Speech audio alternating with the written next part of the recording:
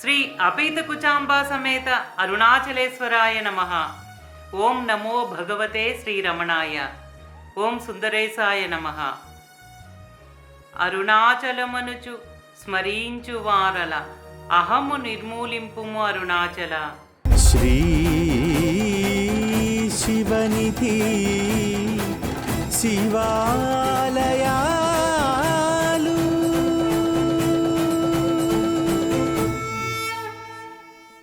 శ్రీ శివనిధి శివాలయాల కార్యక్రమంలో ముందు భాగంలో పరమపావనమైన అరుణాచల క్షేత్రమున మహిమాన్వితమైన అరుణగిరి ప్రదక్షిణను అరుణాచలేశ్వర ఆలయ రాజగోపురం నుండి మొదలుపెట్టి అష్టదిక్పాలక లింగాలైన ఇంద్రలింగం, అగ్నిలింగాలను దర్శించుకున్నాం.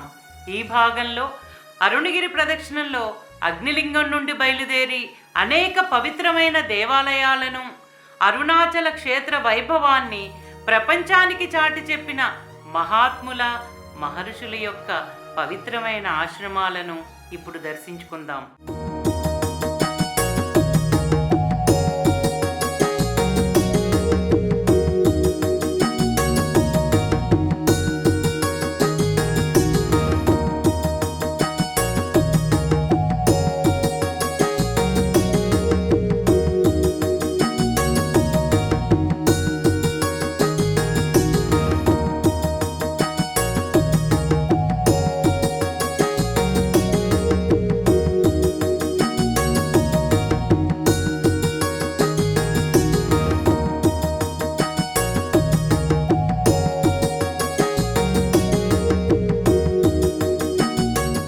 అరుణగిరి చుట్టూ నెలకొని ఉన్న అష్టదిక్పాలక లింగాలలో అగ్నిలింగాన్ని దర్శించుకున్న తరువాత ముత్తుమారియమ్మన ఆలయాన్ని దర్శించుకోవాలి.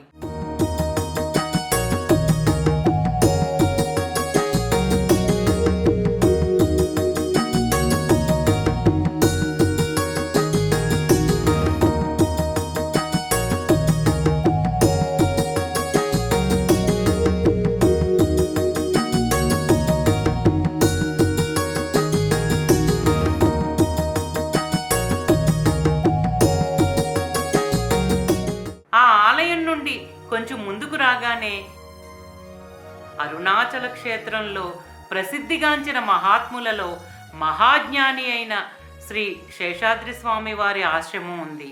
శేషాద్రి స్వామి వారు 1870లో కాంచీపురంలో జన్మించారు. ఆయన 20 సంవత్సరాల వయసులోనే అరుణాచల క్షేత్రానికి వచ్చారు. ఈ జీవన్ముక్తుడు తన జీవితమంతా అనేక మహిమలను ప్రదర్శిస్తూ ఎంతోమంది భక్తులకు అనుగ్రహ ఆశీర్వాదాలను ఇస్తూ అరుణగిరి యొక్క మహిమను తెలియజేస్తూ అందరి చేత గౌరవంగా పూజింపబడుతూ 1929లో మహాసమాధి పొందారు. అంతేకాకుండా భగవాన్ శ్రీ రమణ మహర్షి అరుణాచల క్షేత్రానికి వచ్చిన మొదటి రోజులలో కొంతకాలం అరుణాచలేశ్వరుని ఆలయంలో ఉన్న సమయంలో రమణ మహర్షి యొక్క బాగోగులను శేషాద్రి స్వామి వారు కూడా చూసుకునేవారు. మహోన్నతమైన శేషాద్రి స్వామి యొక్క మహాసమాధిని దర్శించుకుని ఆయన అనుగ్రహ ఆశీస్సులను పొందుదాం. అరుణాచల క్షేత్రంలో మహాత్ముల యొక్క చరిత్రలను ప్రస్తావించుకున్నప్పుడు శేషాద్రి స్వామి యొక్క చరిత్రను పూర్తిగా దర్శించుకుందాం.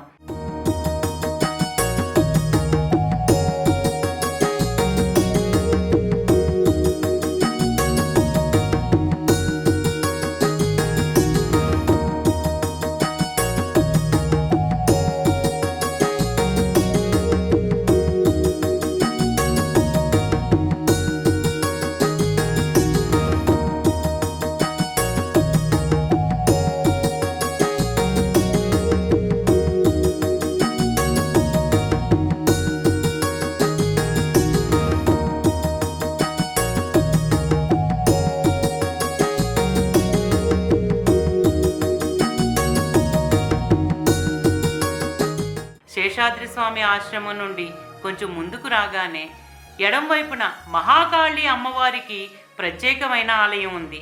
ఈ ఆలయం పైన మహాకాళి అమ్మవారు మహిషాసుని సంహరిస్తున్న శిల్పం, ఆమెకి ఇరువైపులా గజానన షడానులు కొలువై ఉన్నారు.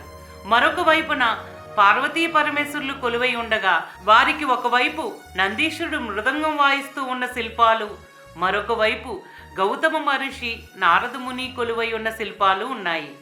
పౌర్ణమి రోజులలో అనేక మంది భక్తులు ఈ ఆలయం ముందు అమ్మవారి అనుగ్రహ ఆశీస్సుల కొరకు ఆరాటపడుతూ ఉంటారు.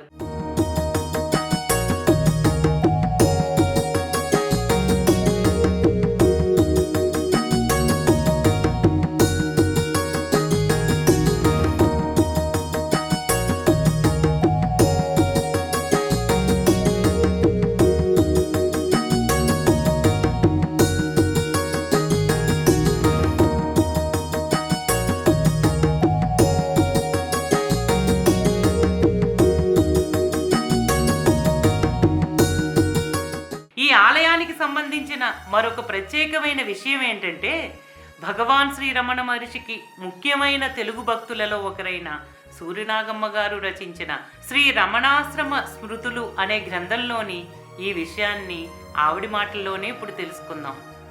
1949లో భగవాన్ శ్రీ రమణ మహర్షి చేతికి వచ్చిన సార్కోమా వ్యాధికి 4వ ఆపరేషన్ కూడా జరిగిన తర్వాత రమణాశ్రమంలో ప్రస్తుతం నిర్వాణ గదిగా వ్యవహరించబడుతున్న ఆ చిన్న గదిలో భగవాన్ ఉండేందుకు ఏర్పాటు చేశారు. నిర్వాణ గదిలోకి భగవాన్ వచ్చినప్పటి నుండి ఆయన సన్నిధిలో ఎక్కువసేపు కూర్చునే అవకాశం లేక నేను ఉండే ఇంటికి, ఆశ్రమానికి చాలాసార్లు తిరుగుతూ ఉండేదాన్ని.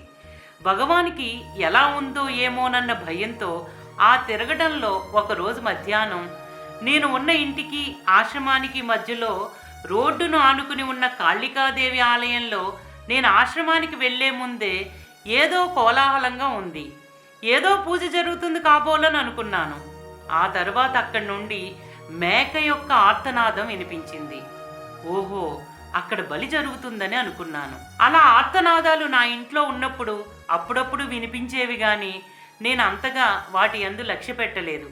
ఇప్పుడు భగవాన్ ఆరోగ్యం బాగోకపోవటం వల్ల ఆశ్రమ సమీపంలో ఈ బలులేంటి అని అనిపించింది.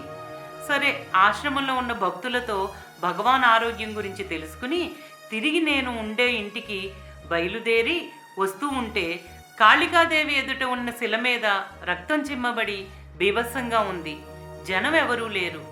ఆ రక్తం చూడగానే నా శరీరం కంపించి ఒళ్ళంతా చెమటలు పట్టాయి. అయ్యో భగవంతుడా, జనం మధ్యలో ఈ బలులేంటి అని అనుకుని భగవానికి ఆరోగ్యం బాగోలేని సమయంలో ఆశ్రమ సమీపంలో ఈ మూఢాచారం జరగవచ్చునా, ఎలాగైనా దీన్ని ఆపాలని గట్టిగా అనిపించింది.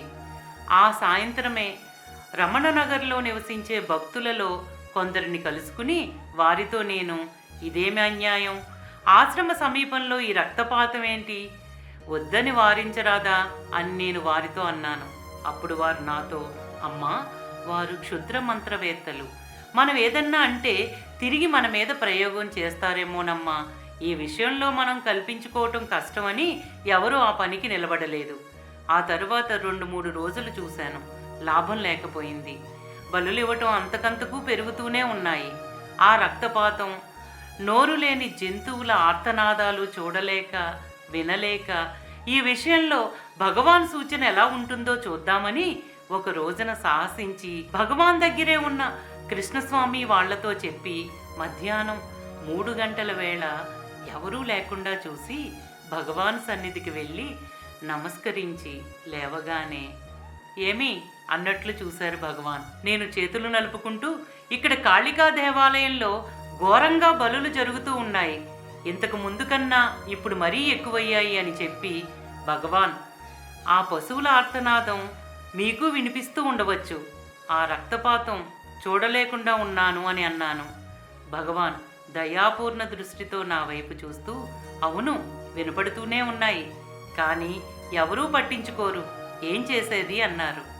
అదే విషయం గురించి నేను అక్కడ ఉన్నవారిని అడిగాను. దానికి వారు తిరిగి వాళ్ళేం ప్రయోగం చేస్తారో అని భయపడుతూ ఉన్నారు. ఆశ్రమ సమీపంలో అందరూ ఇళ్ళు కట్టుకుని ఉన్న తరువాత జనసంచారంలో ఇది జరపరాదు అనే చట్టం కూడా ఉంది. ఆపేద్దాం అంటే వారు సహాయానికి రారు. పోనీ నేనే వాళ్ళని అడిగి చూస్తాను, భగవాను అనుజ్ఞనిస్తే చాలును అని అన్నారు.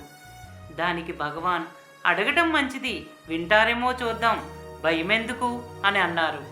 భగవాన్ అన్న మాటకు నాకు ఏనుగంత బలమొచ్చింది.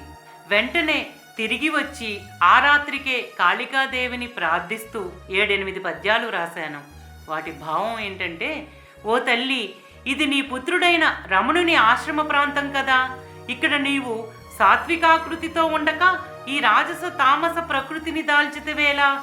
నీకంత మాంసమే ప్రియమైతే నా శిరస్సే బలిగొనరాదా? నోరు లేని జంతువులను బలిగొనుట నీకు భావ్యమా?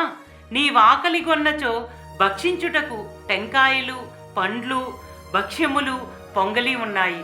నా ప్రార్థన ఆలించి ఆ సాత్వికాహారంతో తృప్తి చెంది ఈ రాజస తామస భావమును పరిత్యజింపుము.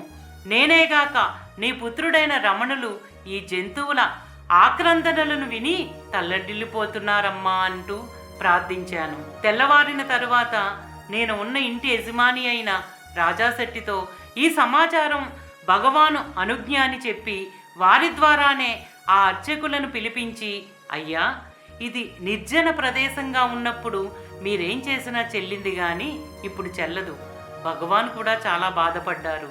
ఇంతటితో ఇది విరమించి సాత్విక నైవేద్యాలనే సమర్పించండి అని సౌమ్యంగానే చెప్పాను. వారు దానికేదో అభ్యంతరాలు చెప్పారు. అట్లాగైతే ఆశ్రమానికి కలెక్టరు మొదలగు ఉన్నత పదవుల్లో ఉన్న ఉద్యోగస్తులంతా వస్తూ ఉన్నారు. వారితో విషయాన్ని చెబుతానన్నాను. జనసంచారంలో ఇవి జరగరాదన్న చట్టం ఉన్న సంగతి వారు గ్రహించో లేక భగవాన్ ఆజ్ఞ కదా అన్న గౌరవంతోనో ఆనాటి నుండి జంతు బలులను విరమించారు. ఇక్కడ జంతు బలులు నిషేధం అని నా ఖర్చుతో బోర్డు పెట్టించి ఆ సంగతిని భగవానికి చెప్పాను. భగవాన్ ఆమోద దృష్టితో నన్ను చూసి, మంచిదయ్యింది, ఎన్నాళ్ల నుండో ఇది జరుగుతుంది, ఎవరూ కల్పించుకోలేదు, రాను రాను మరీ ఘోరంగా పరిణమించింది, ఏం చేస్తాం, ఇప్పటికైనా ఆగింది అని సెలవిచ్చారు. నాటి నుండి నేటి వరకు ఇక్కడ జంతు బలులను మాని విశేషమైన శాంతి పూజలను జరుపుతున్నారు. ఆనాడు మహాభక్తురాలైన సూరినాగమ్మ గారు భగవాను అనుజ్ఞతో చొరవ తీసుకుని ఎంతో సాహసించి గురుభక్తితో కూడిన మానవతను చాటిన ఆమె స్త్రీలందరికీ ఆదర్శనీయురాలు. ఎంత సంక్లిష్టమైన పని అయినా కానీ మనకు సత్సంకల్పం ఉంటే గురువు అనుగ్రహం తోడే సత్ఫలితాలను ఇస్తుందనడానికి ఆమె ఉదాహరణ. అప్పటి నుండి ఈ కాళికాదేవి ఆలయంలో వాహన పూజలు, శాంతి పూజలు ఎంతో వైభవంగా జరుగుతున్నాయి. పౌర్ణమి రోజులలో, పర్వదినాలలో ఈ ఆలయంలో విశేషంగా జరిగే పరిహార పూజలకు వేలాది మంది భక్తులు పాల్గొంటారు.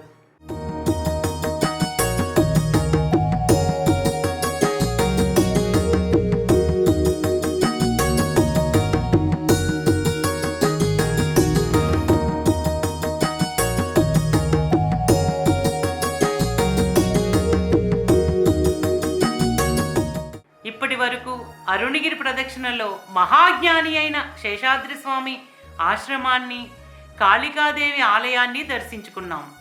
వచ్చే భాగంలో మహిమాన్వితమైన అరుణగిరి ప్రదక్షిణలో అత్యంత విశేషమైన అరుదైన దక్షిణామూర్తి యొక్క ఆలయాన్ని, భారతదేశంలోనే 20వ శతాబ్దంలో మహాజ్ఞానిగా పేరుగాంచిన భగవాన్ శ్రీ రమణ మహర్షుల యొక్క శ్రీ రమణాశ్రమాన్ని దర్శించుకుని పునీతులమవుదాం.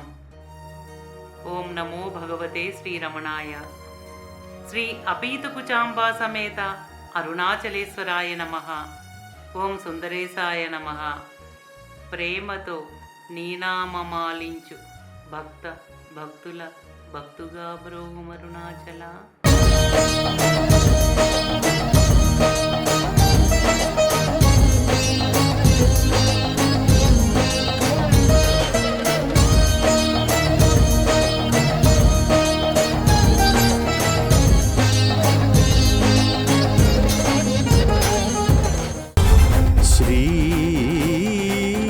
శివనిధి